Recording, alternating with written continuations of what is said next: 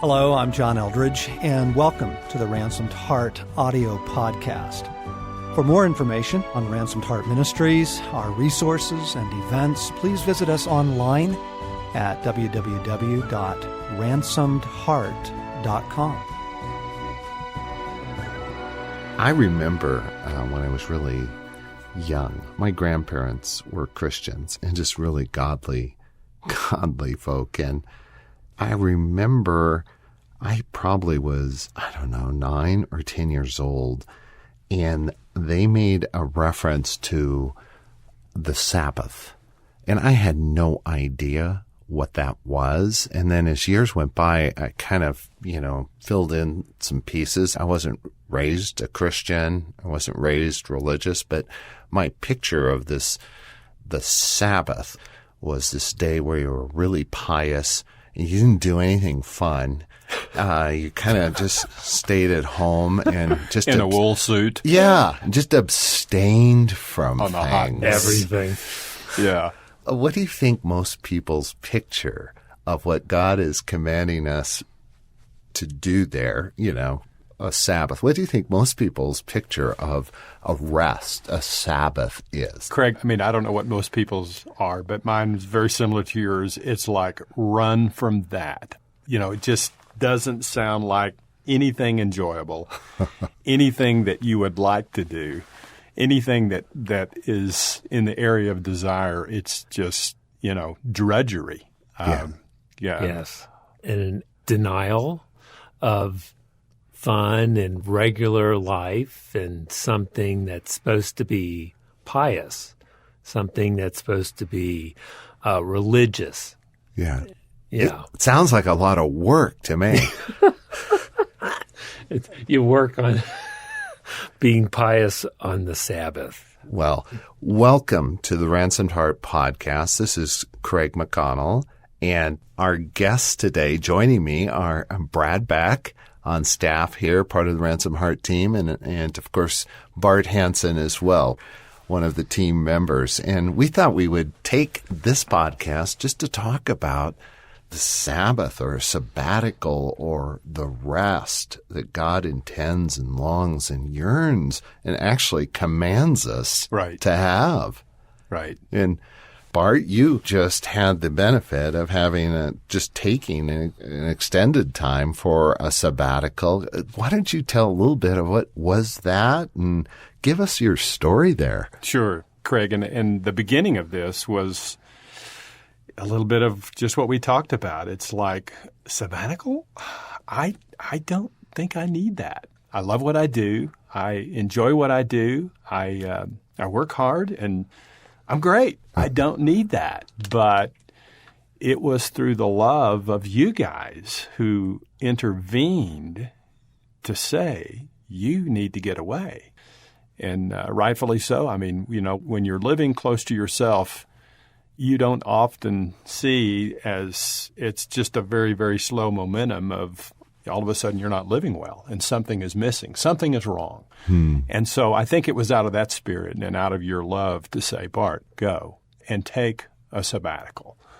And it's very disruptive to me because, number one, I didn't think I needed it and really didn't want to do it. I just wanted to do what I do. And but oh my gosh, and Bart, what you do is go,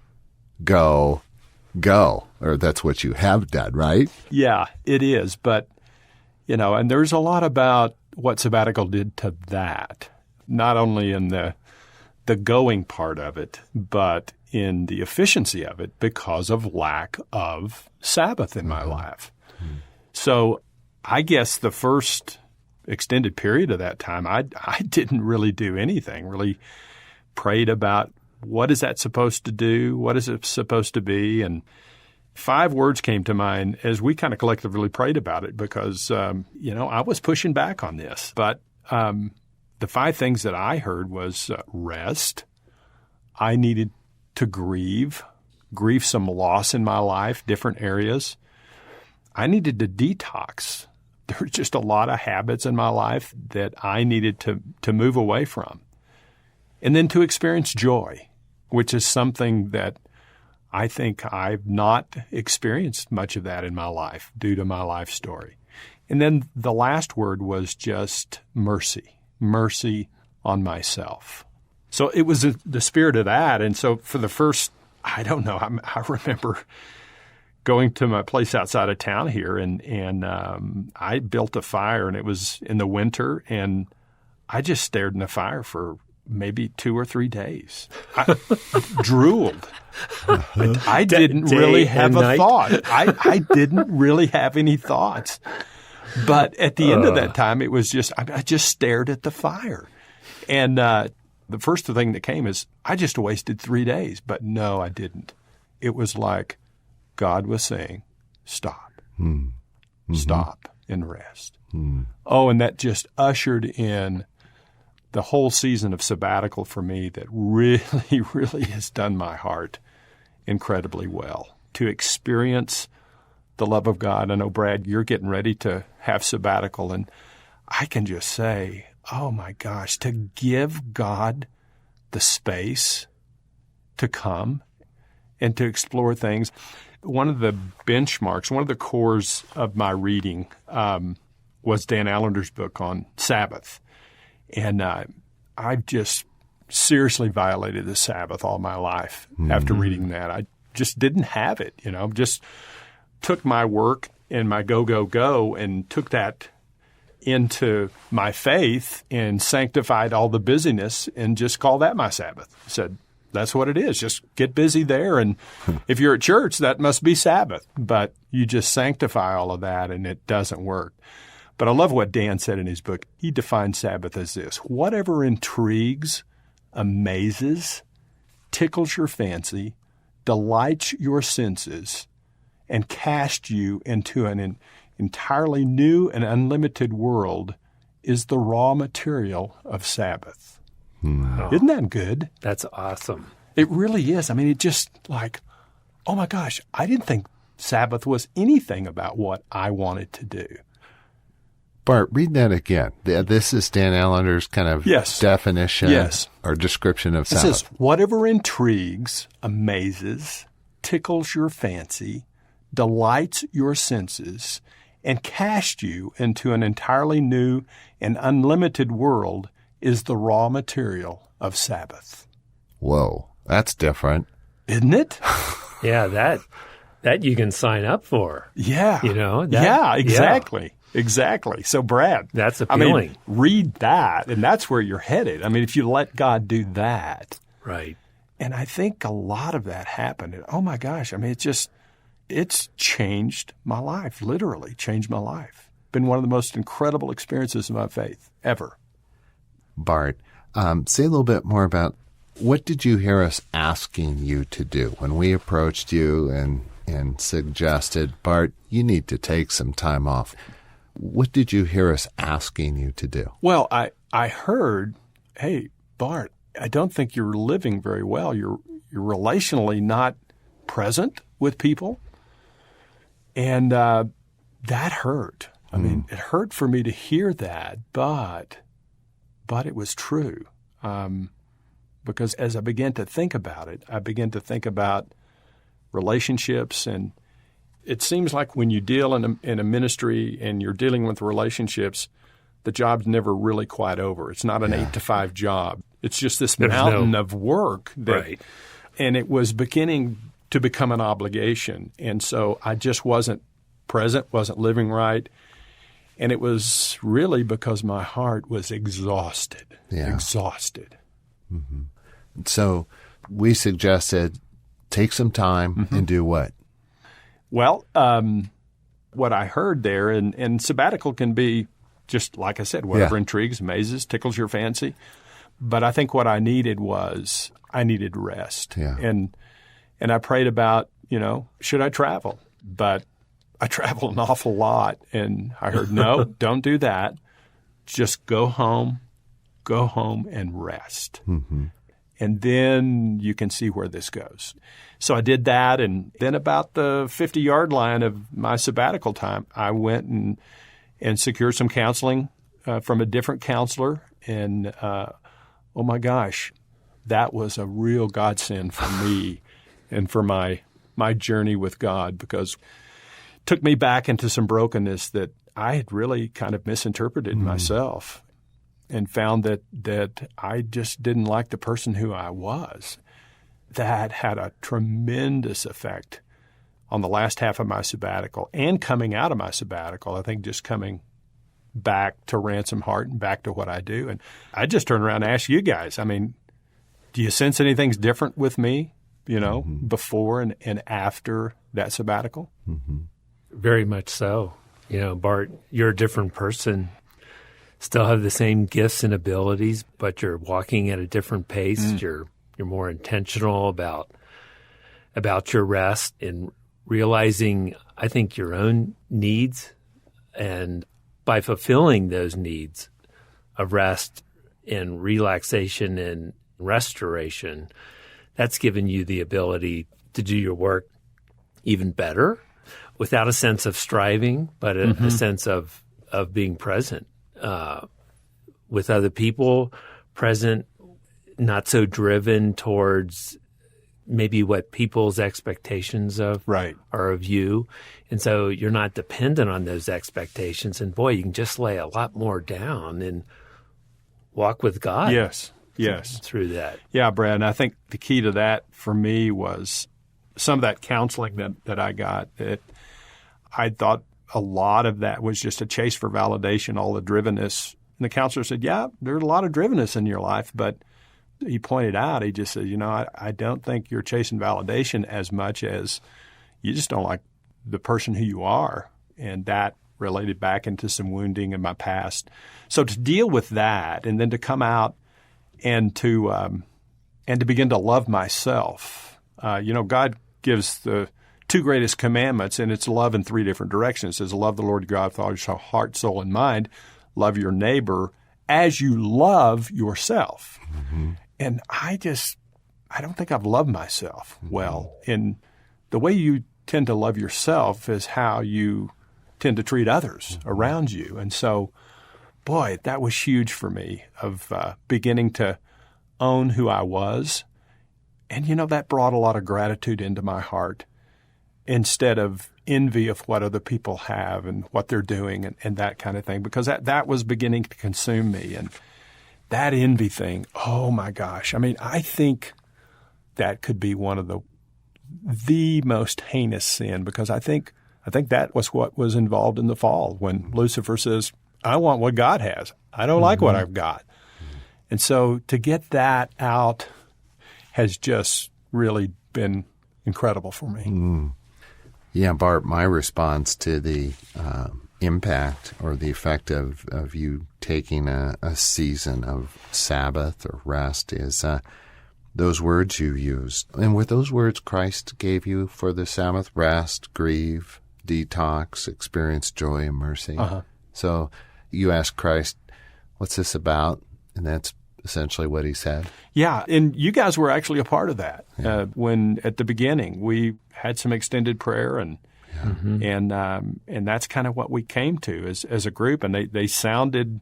I said, well, okay, all right, if that's the direction they need to go. And as I look back, I mean, the rest, the grief was so necessary, as was the rest, and the detox out of a calendar and just activity. I mean, there was other things that I needed to do, in terms of diet and that kind of thing. But just the detox of living in a driven world. And then joy began to come as I began to own my giftedness and who I was and to like myself. I mean, it's like this joy that I'd never had before. And then, I mean, I think I'm living in the mercy of that today. I just feel the mercy that I'm living today. Yeah. Well, I think that was a chunk of time that was so disruptive. And as you're describing, sitting in front of a fire for 2 or 3 days, just staring at it and, getting your bearings. Yes. I think rest would describe you've come back and benefited from rest, more than just physical. Yes. But just the pause the word grieve, I think you're a man who has grieved things in your life you never paused to grieve. Right. Or knew to grieve. And just that time allowed those things to surface. Detox, definitely. And I think the Bart Hansen of today versus pre-sabbatical, the thing that stands out, I think the joy that feels deeper than ever before, and the dreams. I think you're a dreamer, Bart, now. I think, what's that quote you use in boot camp? Oh, yeah, by my friend Jim Horsley, if your memories exceed your dreams, you're headed for the grave. Yeah. And, I mean, I think you came out of Sabbath or sabbatical just with your heart pumping and alive and dreaming of things that are huge, that are epic, that are large, that just affect those around you. I mean, I think the consensus of our experience as a staff with you now is, gee, I want to dream like that too. It's a wonderful, contagious thing you bring. So I've clearly seen the effect, and you see the benefit of it. Oh, yeah. I mean, just the dreams you mentioned, Craig. I mean, I've got 4 or 5 dreams out there that I really am pursuing. And you know what? They may not happen, but they just bring so much hope of life. When you're chasing something, or maybe not chasing, but when you're pursuing something, and God may show you, well, maybe it's not that dream after you go down the road, and it's maybe something else. But to have that in front of you is really life-generating for the soul and for the heart. Yeah. Now, Brad, part of our ransomed heart kind of practice and policy is after 7 years, we encourage our team members to take a season for a sabbatical for rest. Brad, your face on that, as you're listening to Bart talk and as you're anticipating this time, what are you thinking? What do you want from your sabbatical? Yeah, it's interesting because I've been here 7 years as of last month, and I remember when we started this 7-year, like you get a sabbatical 7 years ago. And so I remember thinking back then, oh, how gracious. I don't know if I'll make it 7 years. But and you haven't yet. Yeah, I haven't, yeah. I detoured somewhere. But I thought, how gracious for that. And I was really looking forward to it even 7 years ago. And then watching people have their sabbaticals here, and God was up to different things at different times for people. I remember Morgan and season that he was in at that time, and you and John and others as well who've had their sabbatical here. So, I kind of come up to it, and somebody reminded me at the beginning of the year, this was like my sabbatical year, and I get to June and like my mind's blank. I have nothing. I don't have any thoughts whatsoever. And it's almost a scary thought. Yeah. It was easier to look at from far away than it was like right next to me. And then what God started doing with me was like, why is that? What is it about you that can't like embrace this time off, this season? And that's been disruptive to me, to face what would I really do with a serious chunk of time to do nothing. And as I prayed, God has slowly revealed part of it is rest, to detox, to get away. And for me, so far, I think through that rest in the beginning, it'll be a reassessing and it'll be a redirecting. I still don't even know what that looks like. But one thing that happened during the intensive we were doing with Morgan about a month ago is that he was talking about fun and as a category, and he was talking to these men in this smaller retreat we were at, and he said, fun should be a category. He told several stories about himself and about some of the leadership here having fun. And I was really convicted by that. There are so few things that I have in my life that are just fun. They may be fun, like exercising, but they have a purpose. I want to stay in shape, lose weight. It's healthy, but I don't do fun for fun's sake. And so God started dealing with it. Well, what would be fun? And categories like get on my bike and ride however far I want to in one particular direction and then turn around and come back. One of the things, Bart, that I remember when we were praying for you in your sabbatical that came to my mind is that you should have days that you wake up and you don't know what you're going to do that day. And I never lived that way. Right. I never. And so God's telling me. But now, Bart should. Well, now he should. He's back from sabbatical. But I am going to not live every day this way because there will be things I need to plan for or whatever. Be intentional, yeah. Be intentional about. But I want to have a day I wake up and I don't know what I'm going to do that day. And I'll just wake up and say, God, this is your day. Thank you for it. What do you want me to do today? And it might be looking at a fire for a few hours, or it may be reading a book, or it may be spending time with Lisa, or it may be getting on a bike and going in one direction until I'm so tired I need to turn around. So that's the category. I remember reading a book years ago by Richard Swenson called Margin. And I was so struck by it because I didn't have much margin in my life. And he talks about where margin is the space between what you're capable of and what you're trying to do.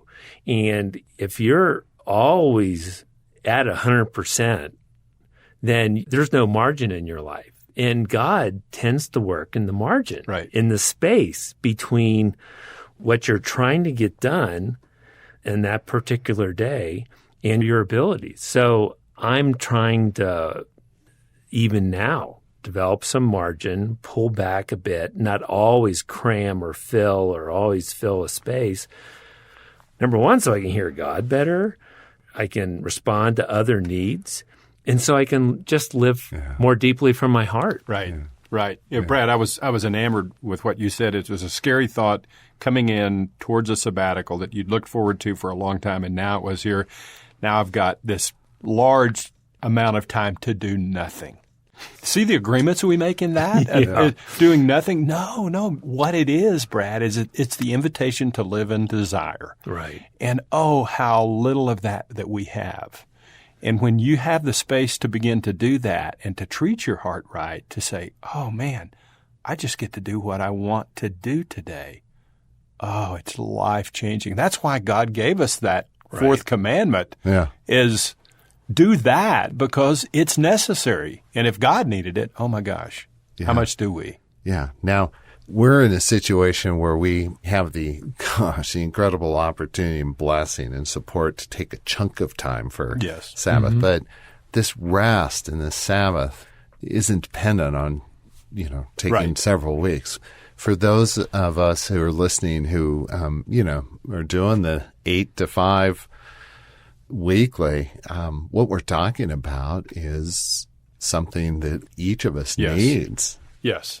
Right. Well, I think, Craig, coming out of the back of that, it's really, of having the long extended time has really enabled me to say, okay, I've lived my life without Sabbath. Now, how do I do that day to day, week to week, week in and week out? And I think it's just really having a good concept of what Sabbath is, what it is for your heart, and that we do need it along the way. And that God was very intentional to say, you've got to have this week in and week out. And Sabbath to me is, we talked about this a little bit earlier as we were doing some praying in the staff this morning, is to find in your day, I need 20 minutes of Sabbath to go be with God.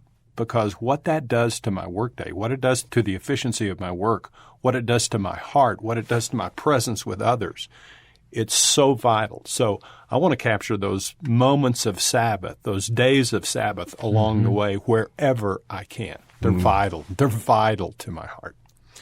And for me, it needs to be a more regular part of my life, not only daily, but certainly weekly, some sense of disengaging, of pulling back. I don't have any sense that it needs to be Sunday. I mean, right. Sunday can be filled with other things, some of which are good and some of which aren't so good. But a sense that you uncouple from your routine, from your sense, and you go to what Dan Allender talked about, what intrigues you, what gives you life, what amazes you, what delights you. It's all centered on desire. And give yourself permission to do it. Not out of an obligation, because then desire, or out of a freedom of your heart. Out of the freedom to do it, and then the freedom to not do it or step away from it or choose something else that day as God leads. Bart, read once again Dan Allender's kind of description of Sabbath we're to have on a regular basis. Yes, it says, whatever intrigues, amazes, tickles your fancy, delights your senses, and casts you into an entirely new and unlimited world is the raw material of Sabbath. That's what we want more of. Yes. We could talk so much more about this, and let's come back to this, but thank you, Brad. Thank you, Bart, for sharing from your heart and your experiences. And this will end this podcast for Ransomed Heart. We hope that you'll visit our website, ransomedheart.com, and just check out all the resources we have available.